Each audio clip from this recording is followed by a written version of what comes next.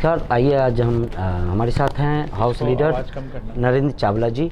उनसे दो मुद्दों पे बात करते हैं। एक तो दिल्ली में का जो लॉकडाउन लगा है और रात्रि ऑलरेडी लॉकडाउन चल रहा है, नाइट कर्फ्यू चल रहा है।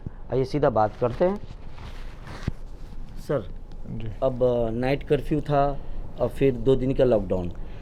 देखिए, कोरोना बहुत तेज़ी से फैल रहा है। दिल्ली सरकार को इसमें संज्ञान लेना चाहिए, लेकिन जिस संजीदगी से काम करना चाहिए वो संजीदगी से दिल्ली सरकार ने काम नहीं किया है।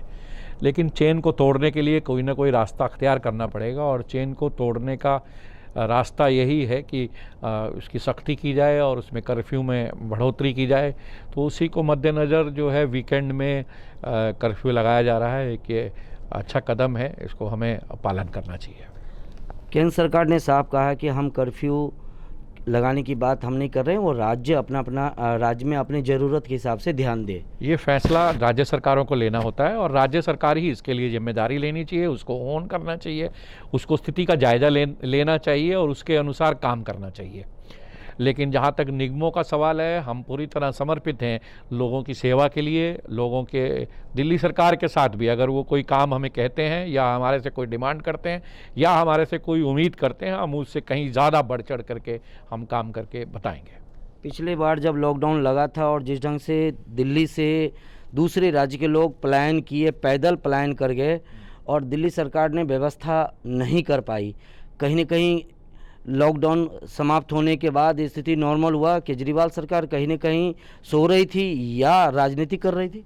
वो राजनीति करते हैं और उन्होंने उनके जो विधायक हैं उन्होंने इलाकों में जाके इस प्रकार की घोषणाएं कर दी, माइक लगा करके कि यहाँ से पलायन कर जाएं और बसें चल रही हैं। लेकिन वहाँ दूसरी ओर बस अड्डे पर और आनंद विहार पर किसी प्रकार की कोई व्यवस्था नहीं थी। लोग अपनी सामान लेकर, बोरी बिस्तर लेकर के उन बस अड्डों की ओर बढ़ गए और दिल्ली में एक अराजकता का माहौल पैदा हो गया।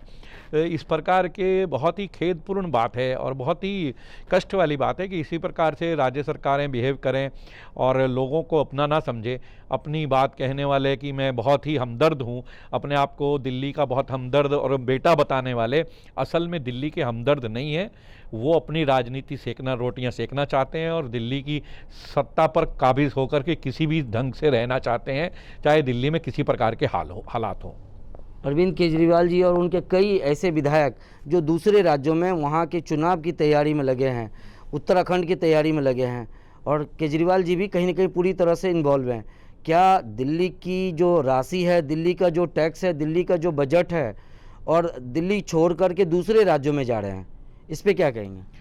इस प्रकार की बहुत सारी उनकी नीतियां हैं, चाहे वो पानी के सप्लाई की हो, सीवर की गंदगी की बात हो, उनके वाटर का कंटामिनेशन हो जाना हो, या अभी एक नई नीति जिस प्रकार की ला रहे हैं शराब नीति, जिसमें एक बड़े बड़े धानाढ़ लोग ही सिर्फ शराब के ठेके ले पाएंगे और दिल्ली में बहुत तमाम हर वार्ड में 3 से 4 ठेके हो जाएंगे। ये सब पैसा कमाना, अंडर द टेबल लेना और पैसा कमाना, सरकार का रेवेन्यू उनको नज़र आ रहा, उसको जनरेट करना, दिल्ली को नशे में डुबो देना। एक तरफ तो पंजाब में वो ये बात करते हैं कि नशे के खिलाफ की बात करते हैं चुनाव लड़ने इसके लिए, लेकिन यहाँ वो दिल्ली में शराब को बढ़ावा दे रहे हैं कि महिलाओं को अच्छे से ठीक से शराब मिल जाए, युवकों को ठीक से शराब मिल जाए, इस तरह की बात करते हैं। और तो और दिल्ली के ठेकों पर अब शराब को टेस्ट भी कराया जाएगा, यानी कि शराब को पिलाया जाएगा। ये शराब की नीति है। जो इस तरह की वो बातें कर रहे हैं दूसरे राज्यों में जाने की, वो सब यहाँ से पैसा कमा करके, उनको दिल्ली की चिंता नहीं है सही मायनों में, और वो बाहर के राज्यों में जाकर अपने पैर पसारना चाहते हैं, वहाँ की सत्ता पर भी काबिज होना चाहते हैं। दिल्ली में अरविंद केजरीवाल सरकार ने उम्र की जो है, दारू पीने की जो उम्र है उसको घटा दिया है। ऐसी बहुत सारी बातें करते हैं और सब मैंने उसी नीतियों के बारे में बताया। उस पूरी नीति में सिर्फ एक ही मकसद है कि उनको अंडर द टेबल बहुत सारा पैसा मिल जाए, जिसकी 250 करोड़ से ऊपर की टर्नओवर होगी उसको ठेका मिलेगा।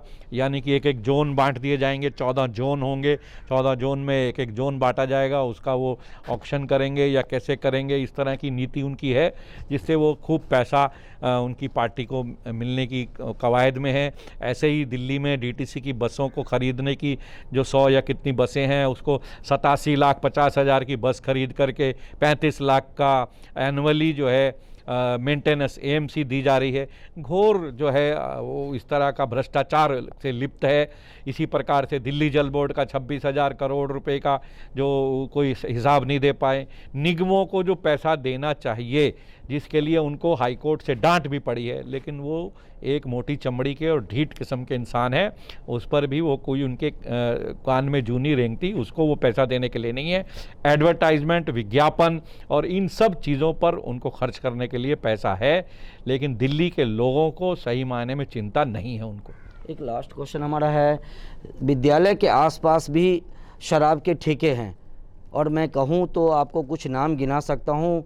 आप ही के तरफ जनकपुरी के आसपास नवादा मेट्रो स्टेशन है, उसके नीचे दारू के ठेके हैं और उसके जस्ट पीछे स्कूल भी है। ऐसे कई हैं। ऐसी बहुत सारी जगहें हैं, उनको चिन्हित करें तो बहुत सारी जगहों में स्कूल, मंदिर, गुरुद्वारे, धार्मिक स्थानों के आसपास भी शराब की दुकानें नहीं होनी चाहिए, लेकिन वो सब उसकी अवहेलना करते हैं।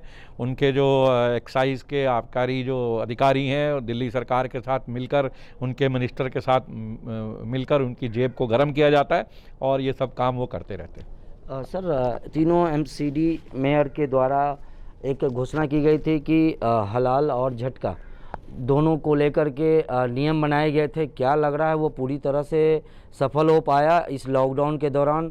क्या आपको लगता है कि आप उस पर और भी काम करने की ज़रूरत है? नहीं, अभी एक बहुत बड़ी इकॉनमी भारतवर्ष को ख़राब करने के लिए हलाल की चलती है। हमारा सिर्फ इतना ही कहना है कि जो हलाल परोस रहा है या हलाल बेच रहा है, उसको हलाल, और जो झटका बेच रहा है वो झटका, वही लिखना मैंडेटरी हमने किया है, ताकि जो आदमी जो चीज़ खा रहा है उसका ये हक बनता है कि वो क्या खा रहा है, उसको ये किस रीति से बनाया गया, किस उससे बनाया गया है, क्या उसकी प्रिपरेशन है, ये उसको जानने का हक है। इसलिए हलाल और झटका ये दोनों को अलग अलग करना, यानी कि जो रेस्टोरेंट जो सर्व कर रहा है वो उसको लिखेगा।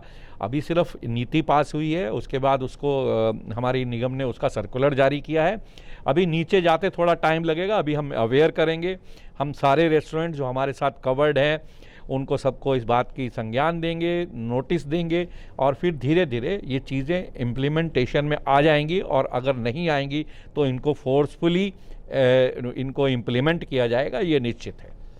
अगर नहीं मानते हैं, अगर व्यवस्था को नहीं करते हैं, तो क्या इनके ऊपर कोई अनुशासन के हिसाब से कार्रवाई होगी या फाइन होगा? नहीं, उन पर सख्त कार्रवाई होगी। शुरू में उसको फेजेस में बढ़ाया जाएगा, पहले धीरे से वार्निंग दी जाएगी, फिर उसको जो है कुछ जुर्माने की राशि भी की जाएगी, और अल्टीमेटली अगर ज़रूरत पड़ेगी तो फिर सील भी किया जाएगा अगर कोई नहीं मानेगा। एक लास्ट क्वेश्चन हमारा, क्या लग रहा है अरविंद केजरीवाल इस बार फिर दिल्ली के सीएम लॉकडाउन में फिर मैदान छोड़ेंगे और केंद्र सरकार, होम मिनिस्ट्री की एंट्री होगी?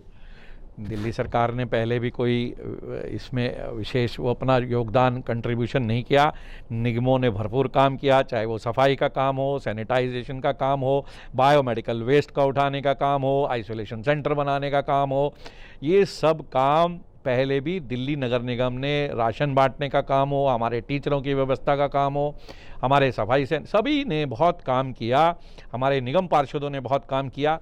अब भी हम ये सारी व्यवस्थाएं जो नीचे के लिए बेसिक मूलचूल जो व्यवस्थाएं होती हैं दिल्ली के लिए, उसको निगम करने के लिए तैयार है। आज हमारी पूरी डिटेल मीटिंग कमिश्नर्स के साथ हुई है और उसमें पूरी योजना बना ली गई है, उस पर इम्प्लीमेंट होगा, और उस पर हम अपने हेल्पलाइन नंबर्स भी देंगे, जिसको जिस प्रकार की व्यवस्था की आवश्यकता होगी हम दिल्ली के नागरिकों को मुहैया कराएंगे। दिल्ली सरकार करे या न करे, लेकिन मुझे लगता है कि उनके ना करने के बाद फिर अल्टीमेटली केंद्र सरकार को ही, क्योंकि भारत की राजधानी है दिल्ली, इसलिए केंद्र सरकार को इंटरफेयर करना पड़ेगा। एलजी साहब को अपने हक और जो चीज़ें उनको राइट्स अभी मिले हैं उसका इस्तेमाल उन्हें करना होगा, और ज़रूर हम इस पर कंट्रोल और काबू पा पाएंगे केंद्र सरकार की मदद से, ऐसा मुझे लगता है। हमारे साथ थे नरेंद्र चावला, तीनों